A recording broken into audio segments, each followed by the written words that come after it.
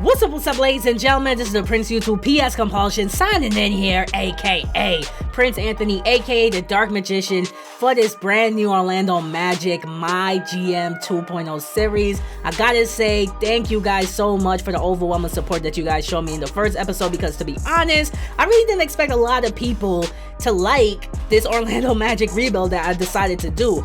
I thought you guys would have been upset that I didn't choose another team, because obviously there's a lot of teams in the NBA that need my help when it comes to rebuilding. I'm just being honest, but I feel like this team needs the most help, especially in the Eastern Conference. They're stuck in the middle of the East, and they've been there season after season after season for years. So this team needs to get out of NBA purgatory, and I'm the guy that's gonna make sure that happens. So thank you guys so much for the love and support. Make sure that if you missed the first episode, you guys go back, leave a like, leave a comment, because you can't watch the second episode of this series without going back and watching the first. You guys already know the drill. So getting into things, after the first 20 games this NBA season, we are 9-11. Those are some bad numbers to put together, but anyways, 9-11 for this NBA season to start. I did not play a single game, and honestly, I don't plan on playing any games this season. I just want to make a lot of roster moves, especially in that first episode. You guys saw me make a ton of trades. Actually, I made like 3-4 trades, but the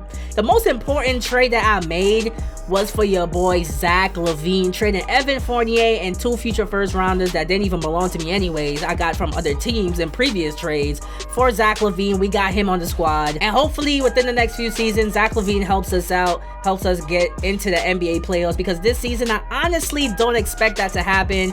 And a lot of people in my organization feel the same way. So in terms of the direction of this rebuild, like I said in the first episode, I decided to take on tasks from literally everybody in my organization, players, coaches, anybody in the staff, team governor, and I accomplished a lot of tasks. And most of those tasks that they gave me in the first EP was basically telling me that I had to rebuild this team from scratch. They wanted me to trade a bunch of players. They wanted me to trade DJ Augustine. I moved Evan Fournier. They wanted me to get rid of Gary Clark. Now, based on this task list, I feel like we don't have to go full rebuild mode, especially after all the moves that I made in the first episode. Now check this out. This is my updated list of things that I need to accomplish. Create at least $25 million in free cap space. Get 2 lottery picks. Markelle Fultz wants us to win the finals within 3 years. I don't know if that's going to happen. They want us to improve the roster to top 15 by the trade deadline, and also don't let the team chemistry fall below 32%. So based on these tasks, it seems as though we don't have to fully rebuild this squad. We have a lot of good pieces on this team. All we gotta do is make some small maneuvering, and I feel like we'll be just fine. Looking at the roster that we have right now at this point of the season, 20 games in, we have a good mix of young talent and a little bit of older players on our team. We don't have many, but we do have some vets like Nikola, Aminu, but then we have young players like Aaron Gordon, Markelle Fultz, Jonathan Isaac, and my man Zach LaVine. Can't forget about my son Kevin Porter Jr.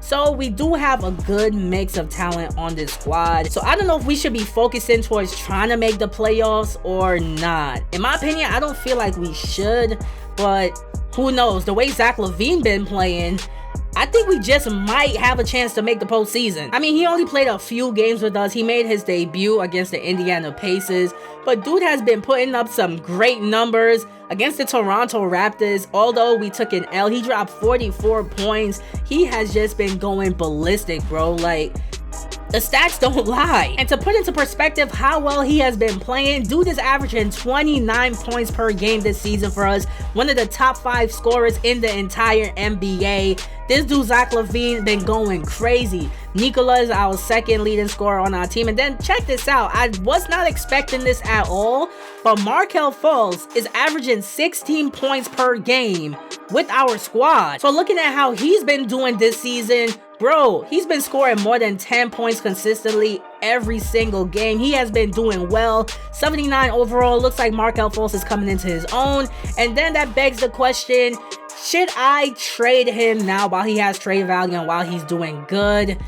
I have no idea. Like, of course, when I started this series, I already know a lot of you guys would have been commenting about Markelle Fultz. Should I get rid of him? Should I keep him on the team? Honestly, I have no idea what I want to do in the future with Markelle.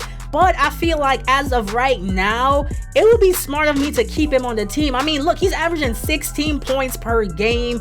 He's been scoring consistently for our squad. Him in the backcourt with Zach LaVine, although they're not the best defensively, they have room to improve. So I feel like for this season at least, Markelle Fultz is safe in terms of not being traded. But in the first episode, mixed reactions when it comes to him. Of course, my son Bernard said he wishes Markelle Fultz well, so he wants me to keep him on the squad. And we had other people like my guy Brandon say, hey, personally, I'll keep Fultz on the squad. Why not? So we had a few people agreeing that I should basically keep Fultz on the team. Then we had people that really disagree with that, like my son just does. He said, honestly, Markelle Fultz could kick rocks.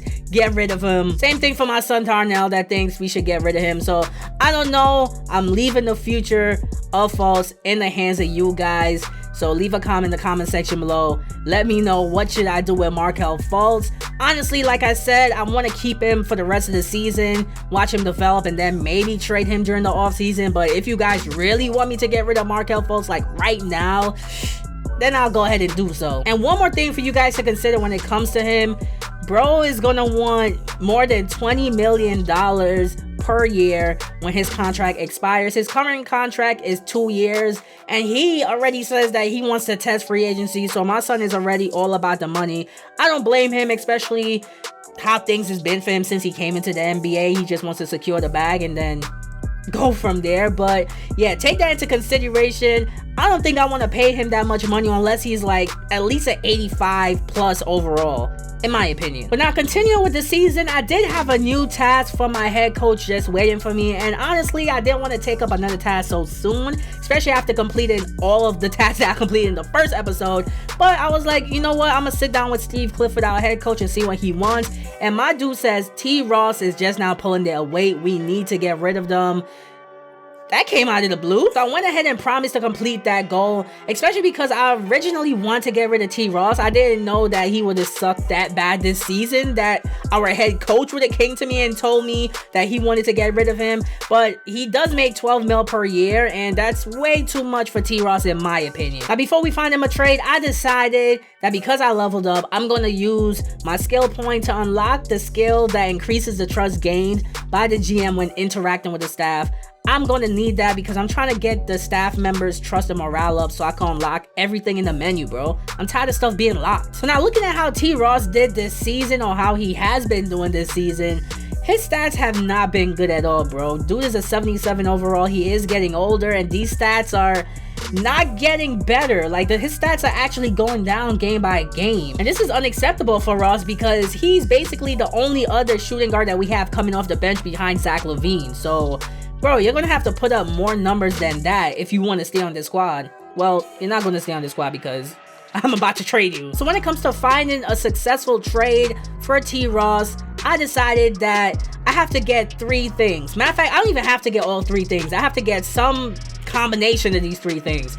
First things first, an expiring contract. T. Ross is making 12 mil per year. I'm trying to clear cap space, so getting back another player that has like 3-4 years left on their deal, that is not good for us. I don't want that. Second thing is a future draft pick, whether it be a second rounder or first rounder, I don't care. Some type of draft pick compensation. I was gonna say confrontation. Compensation, that's what I want.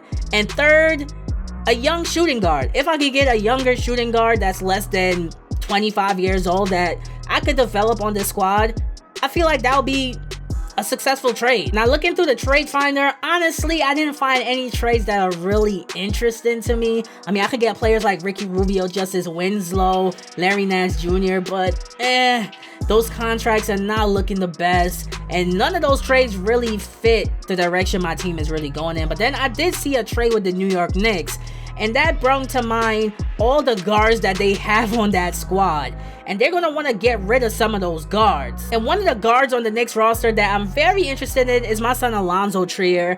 In real life, he barely gets any playing time because the Knicks have so many guards on their squad.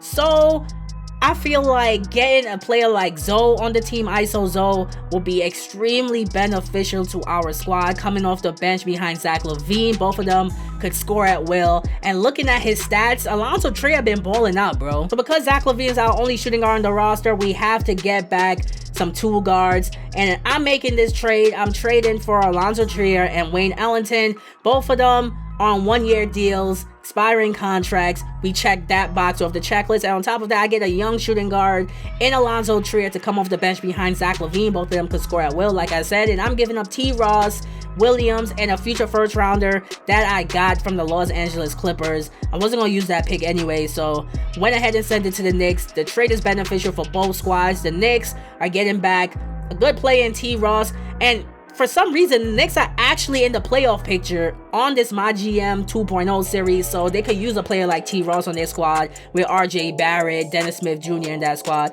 They should be pretty good, and they get a future draft pick and a younger power forward on their squad. It's a win-win situation. The New York Knicks has accepted the offer. Welcome to the squad, Wayne Ellington and Alonzo Trier. And I know some people might say I gave up a little bit too much for Trier, but like I said, in terms of the checklist, the 3 things that I wanted, I got 2 of those things.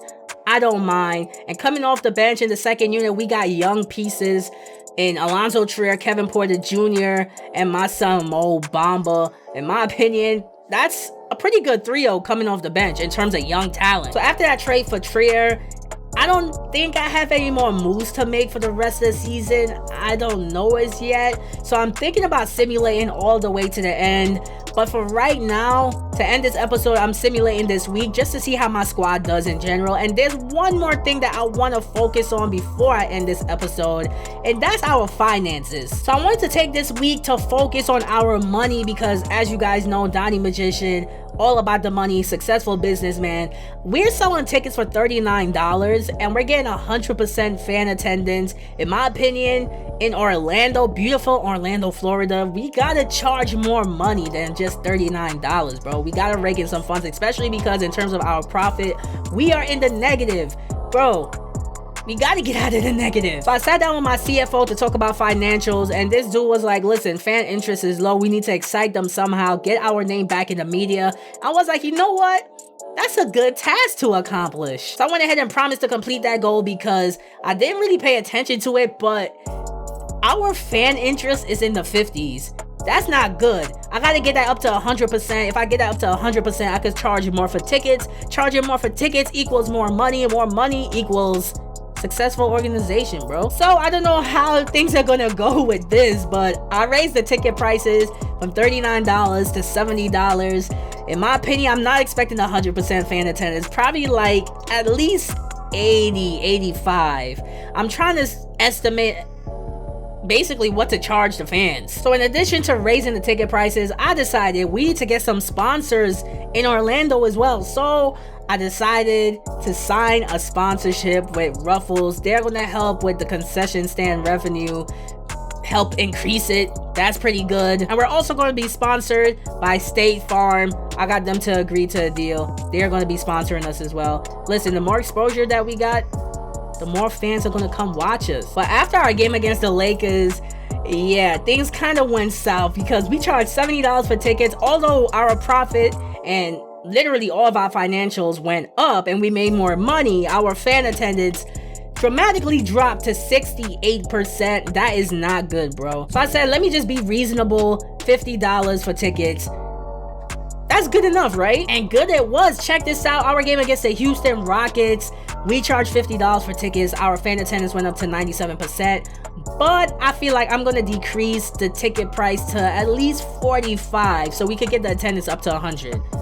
I think that's reasonable. So after a long week of dealing with financials, ladies and gentlemen, our projected earnings was $10 million. That's what's up. We made mad money last week. Okay. Then I had a quick press conference. They said, I have a history of being very reasonable with ticket prices and merchandise. What's the thinking here? I was like, bro, the fans deserve it. That's the only option that I wanted to choose. I was like, it's very simple. The fans deserve a great experience at the price they could afford. In my opinion, I'm just saying BS to the media because I'm trying to run that price up. I'm trying to make as much money as possible. I'm Mr. Krabs in here, bro. And to increase our revenue even more, I leveled up once again. I used my skill this time to unlock a specialty facility. So now I got the 5 main skills that you start Mygm 2.0 with unlocked. And the facility I decided to choose was, of course, amenities. Increases fan attendance at home games. That's exactly what we need. So I might bump the ticket prices back up to $50 because I did change it to $45, but I just might bump it back up to $50. So after making that trade for T. Ross, we had a pretty successful week. We won 3 games and we only lost 1. Currently, we are 12-14 for the NBA season. We won 2 games in a row, and we're just sitting outside the playoff picture. But in my opinion, I think it's time for us to simulate to at least the All-Star game. I don't have much else to do in terms of moves. I felt like I made all the moves that I could possibly make already to start this season. Unless you guys want me to trade Markelle Fultz right now, I have no idea. But I feel like we're in a good position heading into the postseason and the off season. Well, not the postseason because obviously we're not in the playoffs as yet, but I feel like we could bounce the Knicks out of the playoffs and make it into the postseason. I don't know what's going to happen. But ladies and gentlemen, we have arrived at the end of this episode. Make sure you leave a like, leave a comment, make sure you subscribe to the channel, because if you made it all the way to the end of this EP, you couldn't leave a like, you couldn't leave a comment, you're not subscribed to the channel, bro. That's some real shady business, bro. That's real shady. You gotta stop that right now. Make sure you leave a like, make sure you subscribe, make sure you leave a comment. And if you do all those things, guess what? You are loved, you are appreciated, and best of all, you're the real MVP. But like I said, please leave those comments in the comment section below. Should I trade Markelle Fultz this season, or wait to the off season, or not trade him at all? His future is in your hands. Also, before I end this video, click one of the playlists on the screen. Check out some of my other content because my content is lit. My content is fire. I will see you guys in the next episode. This is the Prince of YouTube, aka the Dark Magician, aka Donnie Magician, signing out.